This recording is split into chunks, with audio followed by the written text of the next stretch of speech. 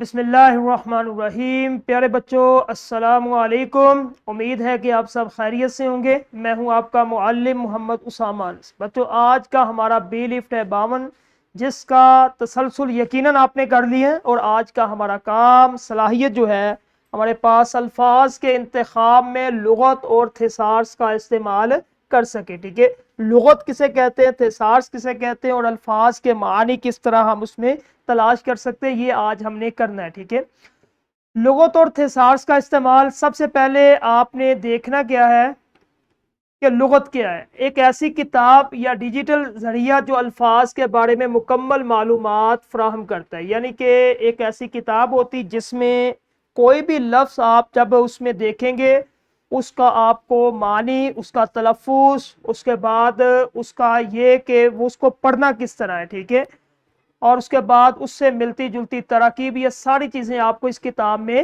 ملے گی۔ ٹھیک ہے، لغت ہمیں کیا بتاتی ہے؟ لغت میں ہر لفظ کو جانچنے کے لیے 3 بنیادی حصے ہوتے ہیں۔ ٹھیک ہے، سب سے پہلے ہمارے پاس معنی ہمیں پتہ چلتا ہے، علم ہوتا ہے ہمیں، ٹھیک ہے، یعنی کہ کیا اس کا معنی ہے۔ پھر استعمال، کہ اس کو استعمال کس طرح کرنا ہے، یعنی کہ اس کے اندر تلفظ بھی آ جاتے ہیں۔ پھر ماخذ، یعنی کہ وہ لفظ کس لفظ سے بنا ہے، ٹھیک ہے، یعنی کہ ایک لفظ ہے وہ کس عربی زبان کا لفظ ہے، فارسی کا ہے یا کسی اور زبان کا، یہ بھی ہمیں لغت بتاتی ہے۔ ٹھیک ہے، اس کے بعد جو ہے زبان کی تاریخ کا جھروکا، جھروکے سے مراد کے زبان کی تاریخ ہوتی ہے جس کے اندر قدیم الفاظ کا ذخیرہ، یعنی کہ یہ ایک ایسی کتاب ہے جس میں قدیم الفاظ کا ذخیرہ، ثقافتی و ادبی ارتقاء، جدید ڈیجیٹل لغت اور نئے الفاظ۔ لغت صرف معنی نہیں بتاتی بلکہ یہ زبان کی تاریخ اور ترقی کا ایک اہم ذریعہ ہے جو دکھاتی ہے کہ نئے الفاظ زبان میں کیسے شامل کرنے ہیں۔ ٹھیک ہے، اب آپ نے لغت جو ہے، لغت کے اندر کی کتاب، آپ نے لغت کی کتاب جو ہے اس کے اندر جب آپ کوئی بھی لفظ آپ دیکھیں گے تو آپ کو صرف اس کا معنی نہیں پتہ چلے گا۔ کلاس کے اندر جو اساتذہ یہ ایک لغت کی کتاب کلاس کے اندر لے کے آئیں، بچوں کو سکھلائیں، بتلائیں، ٹھیک ہے، اور ہر ایک کو کہیں کہ اپنا اپنا جو نام ہے نا اس کے جو ہے نا معنی تلاش کرنے، پھر اس کے بعد بتلائیں کہ صرف معنی نہیں بلکہ آپ کا نام کا معنی صرف معلوم نہیں بلکہ لکھا ہوا ہے کہ آپ کا نام کس زبان کا لفظ ہے، ٹھیک ہے، یعنی کہ آپ کا جو نام ہے وہ فارسی زبان کا ہے یا عربی کا ہے یا کسی اور زبان کا ہے، ٹھیک ہے، یہ ساری چیزیں ایک جو ہے وہ کلاس کے اندر جو ٹیچر ہے وہ بچوں کو بتلائے گا۔ ٹھیک ہے، اس کے بعد پھر اگلا ہمارے پاس آ جاتا ہے تھیسارس کیا ہے۔ ٹھیک ہے، تھیسارس جو ہے یہ ایک یونانی زبان کا لفظ ہے جس کے معنی ہے ذخیرہ یا خزانہ۔ یہ بھی لغت کی ہی طرح ہے لیکن یہ ڈیجیٹل آ جاتا ہے، اس کے اندر ہم مترادف الفاظ کا استعمال کرتے ہیں۔ مثال کے طور پہ ایک لفظ ہے، اس سے ملتے جلتے کتنے جو ہے نا وہ لفظ ہے اس جیسے ہم معنی جسے کہتے ہیں، ٹھیک ہے، یعنی کہ لفظ مختلف ہو گئے لیکن معنی ان کا ایک ہے۔ ٹھیک ہے، اس کے بعد جو ہے مترادفات کا شاندار ذخیرہ۔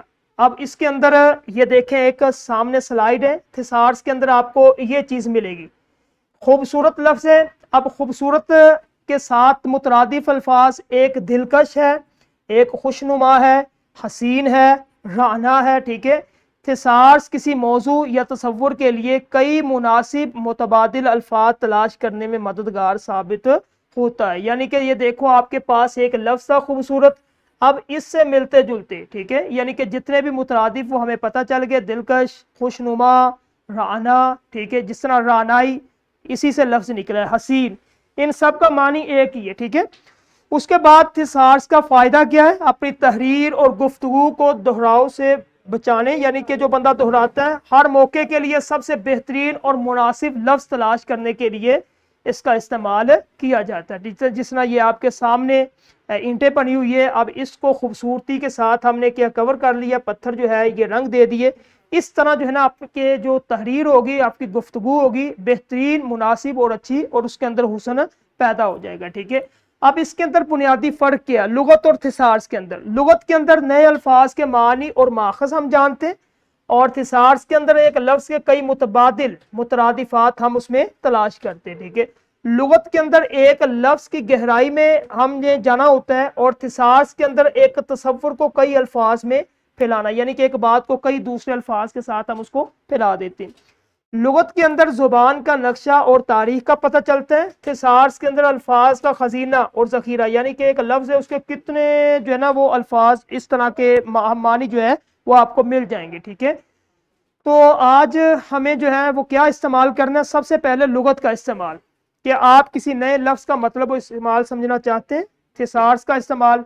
उसके बाद ये जिस तरह मैंने आपको बताया कि ये आपने काम करना है। ठीक है, क्लास के अंदर ये सरगर्मी आपने मुकम्मल करनी है। लुगत के मुतालिक और थिसार जो मोबाइल पे या टैब पे आपने बच्चों को बतलाना है, एक लफ्ज़ ने उसकी तरकीब उस जैसे जितने मुतरादिफ अल्फाज आपने करके दिखाने। ठीक है, तो आज का हमारा जो आज का काम था, हासिल ताल्लुम था लुगत और थिसार्स वाला, ये मुकम्मल हुआ।